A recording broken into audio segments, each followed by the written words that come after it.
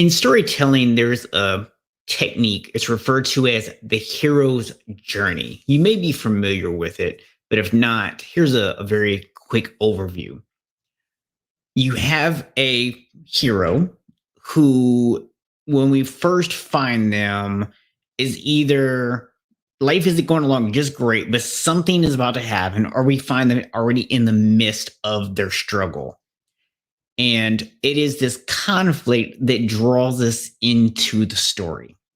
And this person struggles with the conflict until a guide comes along and shows them the way forward. Now, this is a great storytelling technique because, yes, we all go through hardships in life, and oftentimes it is something external that helps us to come to a realization that something needs to change. And so it is a story format that we can all relate to. But there's a problem with it.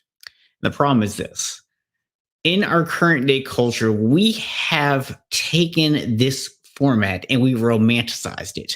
We've actually made this idea that struggling is not just something that we deal with, but something that we should embrace, something we should love, something that we should chase after, as if we should put ourselves through struggle. Guys, the struggle is not real, but optional. Yes, there's going to be struggles in life. So I don't mean to make this sound like you can just magically make all struggles go away. What I'm referring to is this idea that we need to hustle and grind and put everything on ourselves, and that we need to intentionally force ourselves to struggle in order to grow. That's ridiculous.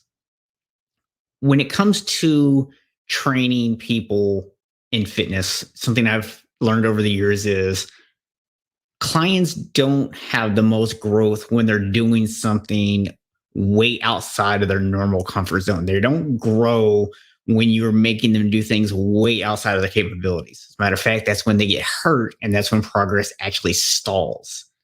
But when you have someone push just beyond their boundaries, when they're stretching just a little bit, it's not really a struggle yet. Might be a challenge, but it's not a struggle. That's where growth happens at.